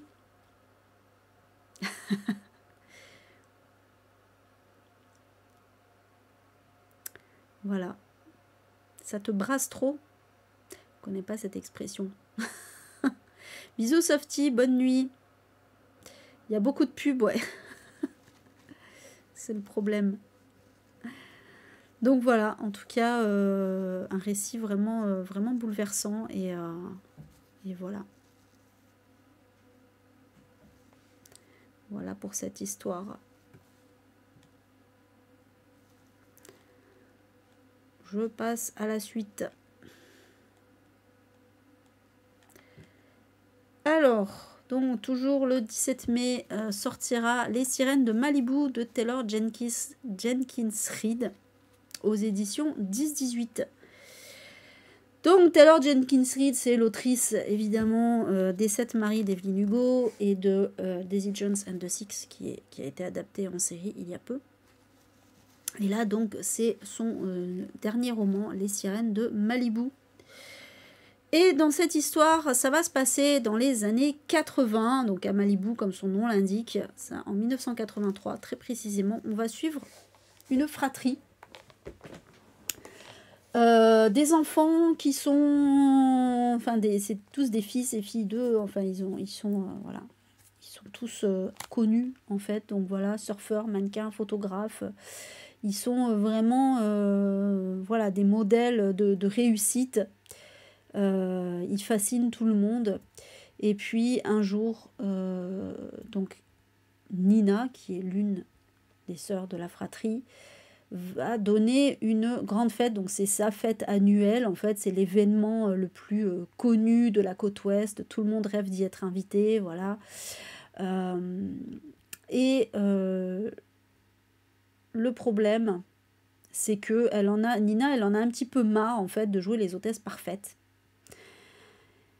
Et pendant cette soirée, il va se passer des choses et des secrets qui vont éclater, voilà, j'en sais pas plus.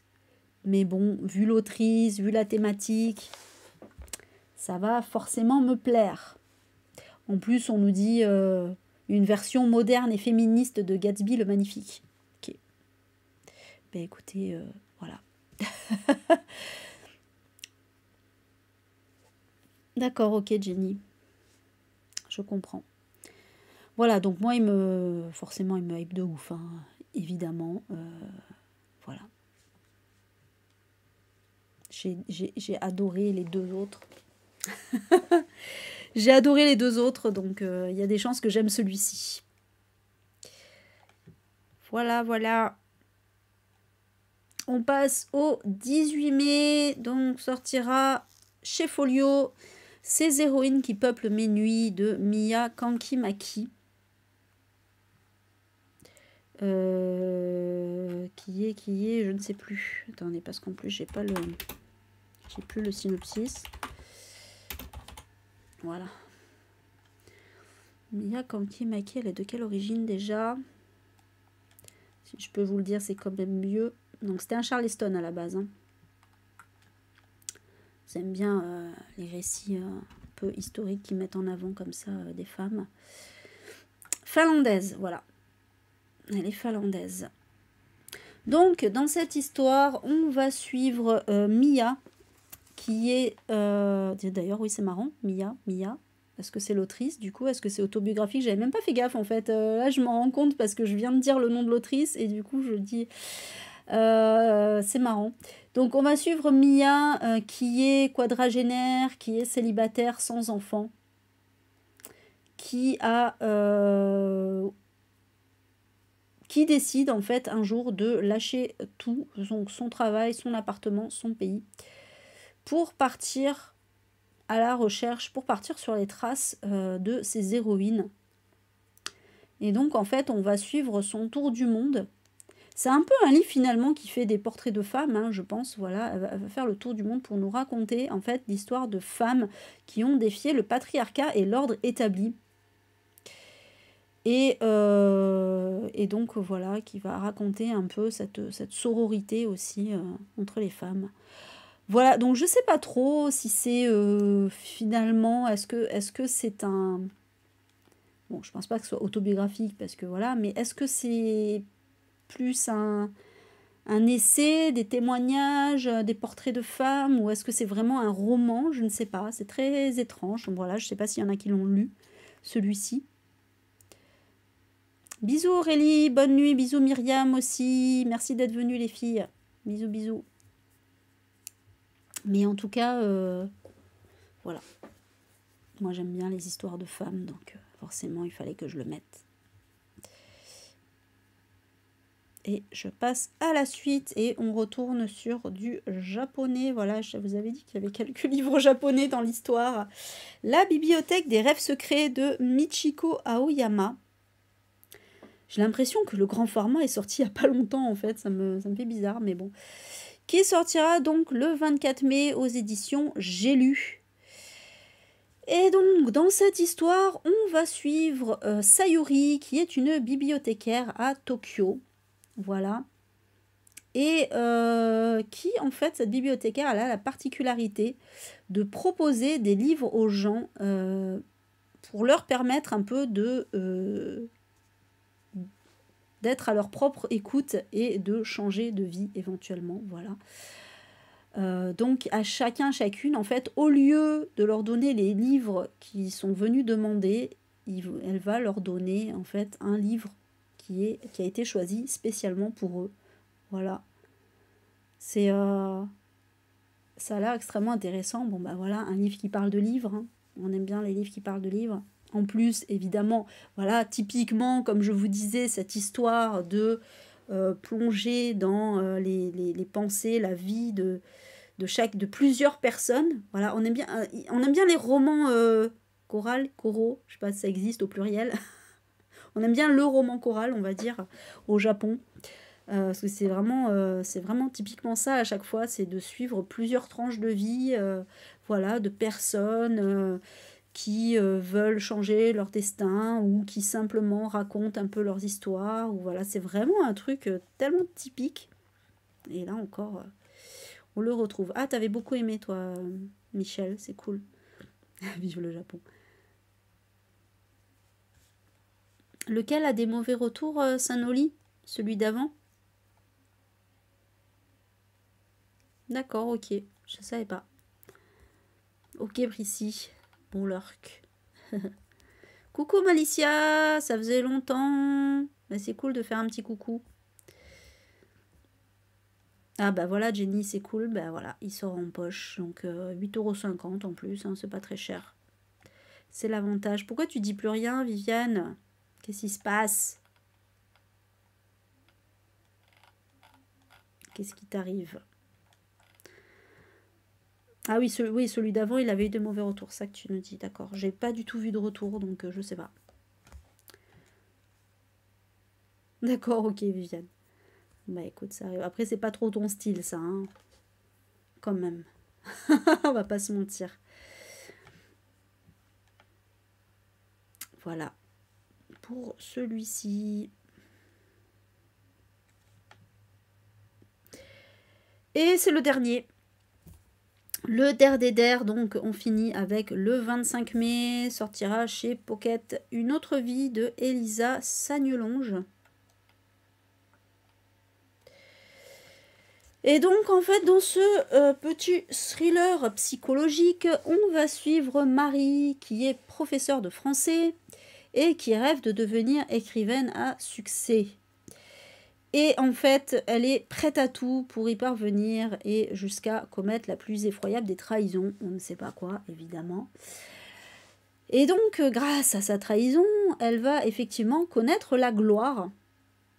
Le souci, c'est que donc 1 an plus tard, alors qu'elle est au top du top, elle va faire face à des angoisses et des hallucinations qui donc vont la faire se sentir coupable de ce qu'elle a pu faire. Et en plus, elle est confrontée à un homme qui s'appelle François, qu'elle a rencontré en dédicace et qui est obsédé par son premier roman. Voilà, donc que s'est-il passé? Encore un livre qui parle de livres. Mais ouais, il a l'air pas mal celui-là. Ouais, mais Viviane, moi ça m'a fait ça pour au moins 3 livres aussi. Je sais pas, c'est bizarre. D'habitude, il y a au moins 1 an qui s'écoule, mais là j'ai l'impression qu'il y a que quelques mois qui sont écoulés avant la. Alors je sais pas, peut-être que ils sortent plus vite en poche par rapport à des questions de budget pour que. Je sais pas. Aucune idée. D'accord, ok, Viviane. Voilà. Eh bien écoutez, c'est tout pour ces sorties du mois de mai. Voilà, j'espère que certaines vous ont plu, vous ont intéressé. Voilà, j'ai pas du tout de scrupule à vous faire dépenser des sous.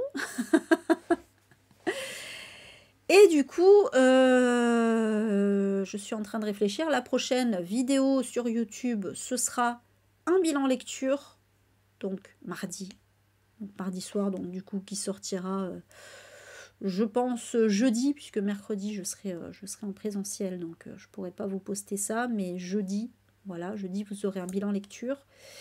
Et puis ensuite ce sera, je suis en train de réfléchir à jeudi, je sais plus ce que c'est jeudi. Excellente question. Je veux être sûre de ne pas vous dire de bêtises. Donc, comme d'hab, je vais regarder mon petit planning. Et jeudi... Ah oui, c'était comme t'appelles. Donc ça ne sera pas sur YouTube. Bon, bah, et du coup, la vidéo suivante, ce sera les sorties grand format que je tournerai dimanche prochain. Voilà, sur ce, je vous laisse sur YouTube. Vous voyez les ajouts de Sanoli dans la wishlist. Ouais, il y en a pas mal, effectivement. J'avoue, on a un peu les mêmes goûts parce que c'est un peu aussi, c'est ceux qui me hype le plus dans l'histoire là. Bon, Résine, j'ai déjà lu, mais sinon, voilà. Effectivement. Peut-être Viviane, ouais, c'est possible. C'est possible, même si j'en ai déjà pas mal parlé, parce qu'en plus j'en ai parlé aussi sur TikTok. J'aurais tout fait. Allez, du coup, je dis au revoir à YouTube, donc à la prochaine, donc bilan lecture pour la prochaine vidéo.